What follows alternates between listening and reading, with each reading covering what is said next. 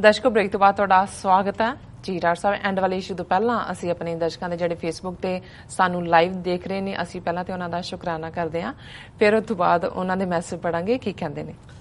ਵੀਰ ਅਮਰਜੀਤ ਸਿੰਘ ਅੱਜ ਲਿਖਦੇ ਨੇ, ਡਾਕਟਰ ਸਾਹਿਬ ਵਾਹਿਗੁਰੂ ਜੀ ਕਾ ਖਾਲਸਾ ਵਾਹਿਗੁਰੂ ਜੀ ਕੀ ਫਤਿਹ ਜੀ। Feeling proud of nonsense instead of improving its defined perfectly in mythology. Government fear educated citizens. There is feeling that strength is determined by size of a union. That is clearly nonsense. So ਜ਼ਾਹਰ ਹੈ ਕਿ ਵੀ ਇਹ ਆਪਣੇ ਸਰਵਨਾਸ਼ ਨੂੰ ਆਪ ਹੀ ਹਵਾ ਦੇ ਰਹੇ ਨੇ ਮਿਥਿਹਾਸ ਦੇ ਉੱਤੇ ਯਕੀਨ ਕਰਕੇ, ਉਹਦੇ ਤੇ ਬਿਲੀਵ ਕਰਕੇ, ਔਰ ਇਹ ਸਮਝਦੇ ਨੇ ਵੀ ਏਡੀ ਵੱਡੀ ਗਿਣਤੀ ਸਟਰੈਂਥ ਦੇ ਨਾਲ ਅਸੀਂ ਸਰਵਾਈਵ ਕਰਾਂਗੇ। ਰਾਦਰ ਇਹੀ ਇਹਨਾਂ ਦੇ ਕੋਲੈਪਸ ਦਾ ਵੀ ਕਾਰਨ ਬਣੇਗਾ। ਬਹੁਤ ਸ਼ੁਕਰੀਆ ਵੀਰ ਜੀ। ਵੀਰ ਕੁਲਦੀਪ ਸਿੰਘ ਹਮ ਵਾਹਿਗੁਰੂ ਜੀ ਕਾ ਖਾਲਸਾ ਵਾਹਿਗੁਰੂ ਜੀ ਕੀ ਫਤਿਹ, ਔਰ ਸਾਰੀ ਟੀਮ ਨੂੰ ਵੀ, ਸੁਖਵਿੰਦਰ ਸਿੰਘ ਰਿਆਤ ਵੀ। ਵੀਰ ਕਮਲਜੀਤ ਸਿੰਘ ਮਾਨ ਲਿਖਦੇ ਨੇ, ਬੰਦਾ ਪੁੱਛੇ ਚਵਲੋ ਚਟਾਈਆਂ ਤਾਂ ਚੀਨ ਦੀਆਂ ਵਰਤਦੇ ਹੋ, ਗੱਲ ਲੋਹੇ ਚੋਂ ਸੋਨਾ ਗੋਹੇ ਚੋਂ, ਗੱਲ ਗੋਹੇ ਚੋਂ ਸੋਨਾ ਤੇ ਕੋਹੇ ਨੂੰ ਹੀਰਾ ਲੱਭਣ ਦੀ ਗੱਲ ਕਰਦੇ। ਗੱਲ ਬਿਲਕੁਲ ਠੀਕ ਹੈ। ਔਰ ਇਹਨਾਂ ਦੇ ਪਟੇਲ ਦਾ ਬੁੱਤ ਵੀ ਚੀਨ ਵਾਲਿਆਂ ਨੇ ਬਣਾਉਣਾ, ਔਰ ਸਭ ਕੁਛ ਹੀ ਜਿਹੜਾ ਚੀਨ ਦੀਆਂ ਛਤਰੀਆਂ, ਉਹਨਾਂ ਦੇ ਆਤਿਸ਼ਬਾਜ਼ੀ ਔਰ ਹਰ ਸਸਤੀ ਚੀਜ਼ ਭਾਵੇਂ ਘਰ ਪਹੁੰਚਦੇ ਟੁੱਟੀ ਹੋਏ ਪਰ ਲੈਂਦੇ ਚੀਨ ਵਾਲੇ। ਲਖਵਿੰਦਰ ਸਿੰਘ ਲਿਖਦੇ ਨੇ, ਵੈਰੀ ਗੁੱਡ ਡਾਕਟਰ ਸਾਹਿਬ। ਕਮਲਜੀਤ ਸਿੰਘ ਮਾਨ, ਹਰਦੀਪ ਸਿੰਘ ਮੱਲੀ, ਰਘਬੀਰ ਸਿੰਘ, ਗੁਰਵਿੰਦਰ ਸਿੰਘ ਖਾਲਸਾ, ਨਿਰਮਲਜੀਤ ਖਟਰਾ, ਇਹਨਾਂ ਸਾਰਿਆਂ ਨੇ ਫਤਿਹ ਔਰ ਜਿਹੜਾ ਸ਼ਲਾਘਾ ਕੀਤੀ ਹੈ। ਜੇਪੀ ਸਿੰਘ ਲਿਖਦੇ ਨੇ, ਮੈਂ PPB ਦਾ ਕਿਹਾ ਸੀ ਵੀ ਕੀ ਯੂਨਿਟ ਹੈ, ਮੀਨ 1 part in 1 billion parts। 1 billion ਦੇ ਵਿੱਚ 1 ਹਿੱਸਾ ਹੈ। ਹੁਣ ਇਹ ਦੇਖ ਲਓ ਵੀ ਕਿੰਨਾ ਯੂਰੀਨ ਇਹਨਾਂ ਨੇ ਗਾਂ ਨੂੰ ਤਾਂ ਪਾਣੀ ਪਿਆ ਪਿਆ ਕੇ ਮਾਰ ਦੇਣਾ। ਫਿਰ ਉਹਨਾਂ ਨੇ ਕਿਹਾ ਵੀ laughable ratio if looking for gold. ਜੇ ਇਹਦੇ ਚੋਂ ਸੋਨਾ ਲੱਭਣਾ ਹੈ, ਵੈਸੇ ਤਾਂ ਸਾਡੇ ਪੰਜਾਬੀ ਦੀ ਇੱਕ ਐਕਸਪ੍ਰੈਸ਼ਨ ਵੀ ਆ, ਜਦੋਂ ਕੋਈ ਬੰਦਾ ਫਜ਼ੂਲ ਜਿਹਾ ਕੰਮ ਕਰੇ ਤਾਂ ਉਹਨੂੰ ਕਹਿੰਦਾ ਜੀ ਇਹ ਮੂਤ ਚੋਂ ਮੱਛੀਆਂ ਵੜਦਾ। ਸੋ ਉਹ ਤਾਂ ਬਾਹਰ ਮੱਛੀ ਤਾਂ ਫਿਰ ਵੀ ਹੋ ਸਕਦਾ ਹੈ, ਇਹ ਤਾਂ ਹੁਣ ਉਹਦੇ ਚੋਂ ਸੋਨਾ ਕੱਢਣ ਦੀ ਲਾਈਨ ਹੈ ਇਹਨਾਂ ਦੀ। ਔਰ ਕੁਛ ਮੈਸੇजेस ਸੈਕੰਡ ਸੈਗਮੈਂਟ ਤੇ ਨੇ। ਜਸਪ੍ਰੀਤ ਸਿੰਘ ਜੱਸੀ ਧਨੋਆ ਫਤਿਹ ਬੁਲਾਉਂਦੇ ਨੇ, ਸਰਬਜੀਤ ਸਿੰਘ ਫਤਿਹ, ਅਮਰਜੀਤ ਸਿੰਘ ਫਤਿਹ, ਕੁਲਦੀਪ ਸਿੰਘ ਖੁੰਮ ਲਿਖਦੇ ਨੇ ਕਿ please everyone sports referendum 2020, Khalistan ਜ਼ਿੰਦਾਬਾਦ। ਅਮਰਜੀਤ ਸਿੰਘ ਖਾਲਿਸਤਾਨੀ ਵੀ ਖਾਲਿਸਤਾਨ ਜ਼ਿੰਦਾਬਾਦ ਕਰਦੇ ਨੇ, ਤੇ ਨਾਲ ਹੀ ਉਹਨਾਂ ਨੇ ਇਹ ਵੀ ਲਿਖਿਆ ਕਿ ਗੋਰਖਾਲੈਂਡ ਦੀ ਮੰਗ ਨੂੰ ਵਕਤੀ ਤੌਰ ਤੇ RSS BJP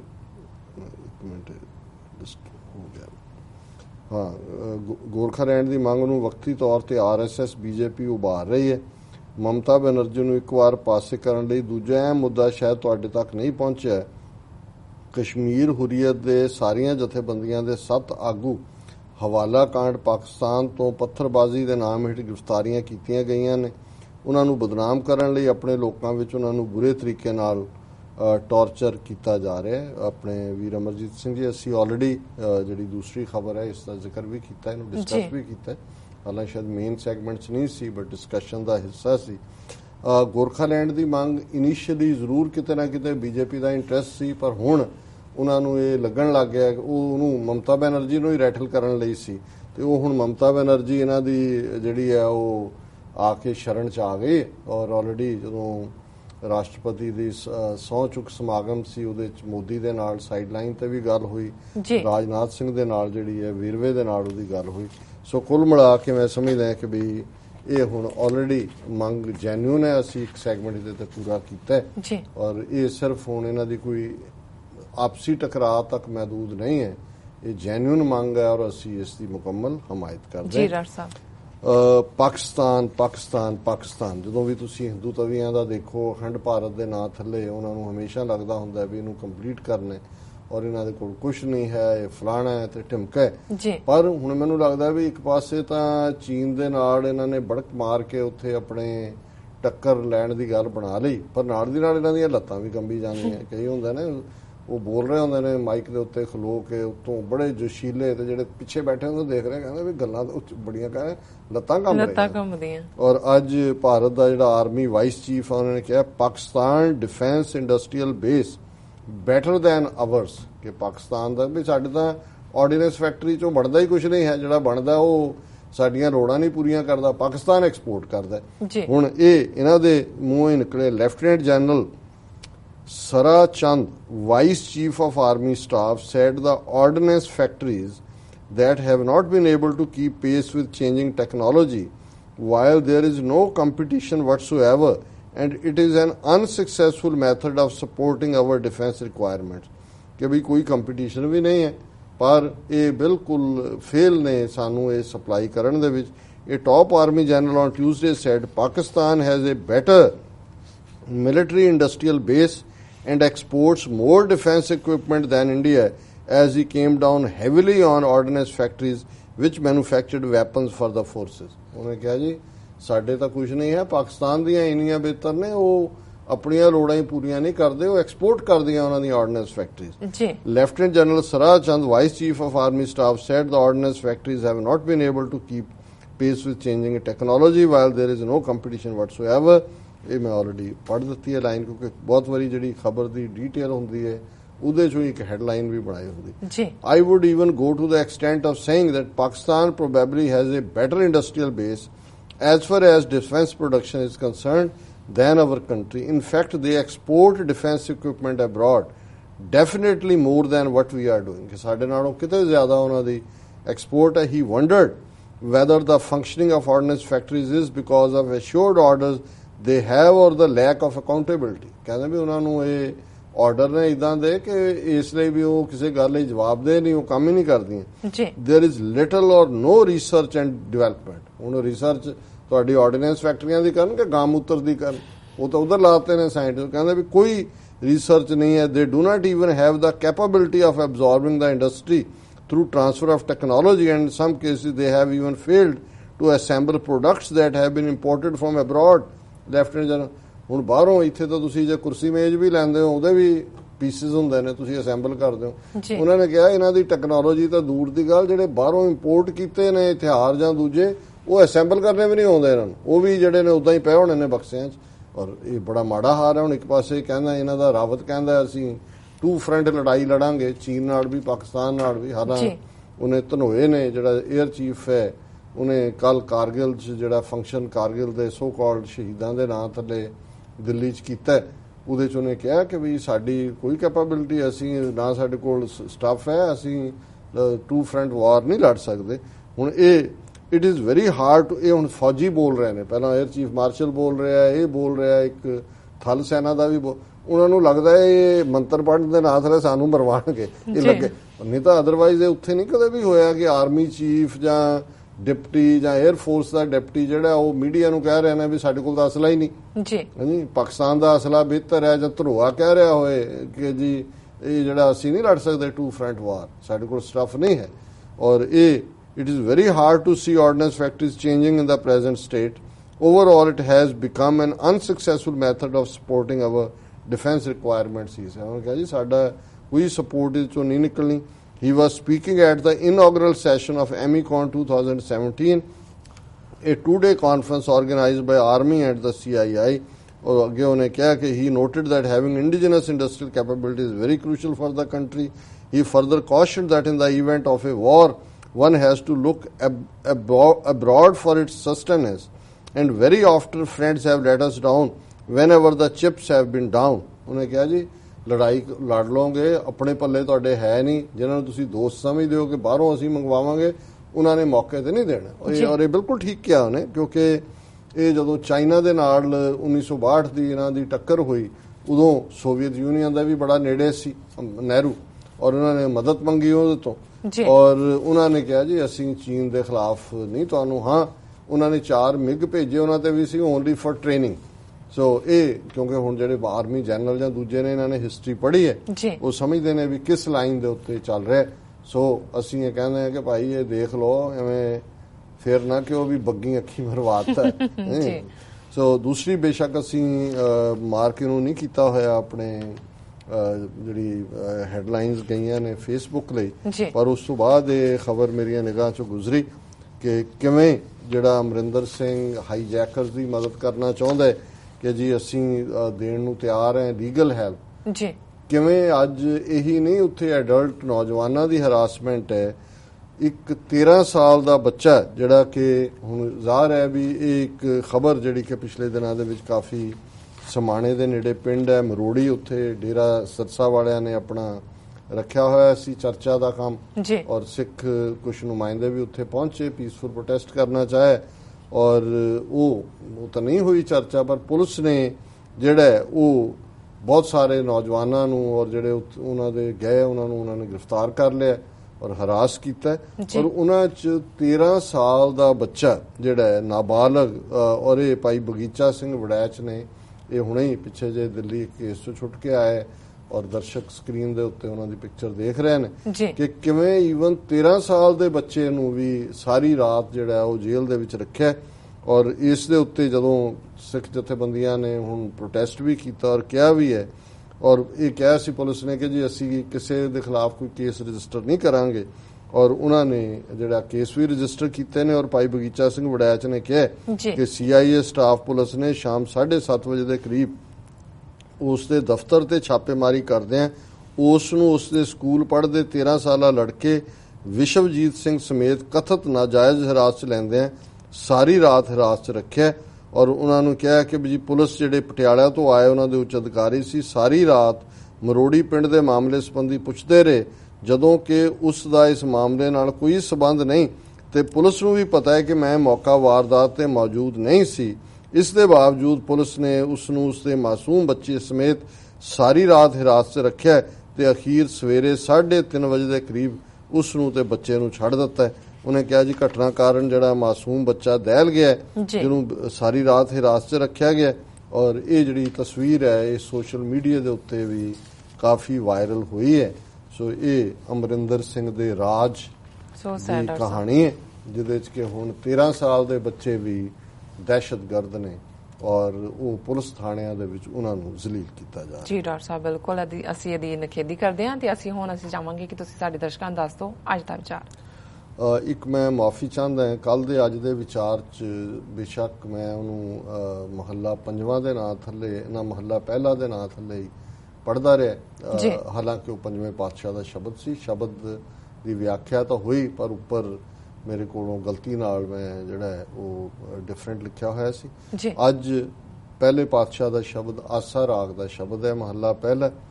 ਮੈਂ ਗੁਣ ਗੱਲਾਂ ਕੇ ਸਿਰ ਭਾਰ, ਗੱਲੀ ਗੱਲਾਂ ਸਿਰਜਣਹਾਰ, ਖਾਣਾ ਪੀਣਾ ਹਸਣਾ ਬਾਦ, ਜਬ ਲਗ ਹਿਰਦੈ ਨਾ ਆਵੈ ਯਾਦ, ਤੋ ਪਰਵਾਹ ਕਹੀ ਕਿਆ ਕੀਜੈ, ਜਨਮ ਜਨਮ ਕਿਛ ਲੀਜੀ ਲੀਜੈ। ਹੁਣ ਇਹਦੇ 'ਚ ਅੱਗੇ ਸ਼ਬਦ ਮੈਂ ਸਾਰਾ ਹੌਲੀ ਹੌਲੀ ਵਿਆਖਿਆ ਵੇਲੇ ਹੀ ਪੜਾਂਗਾ ਜੀ।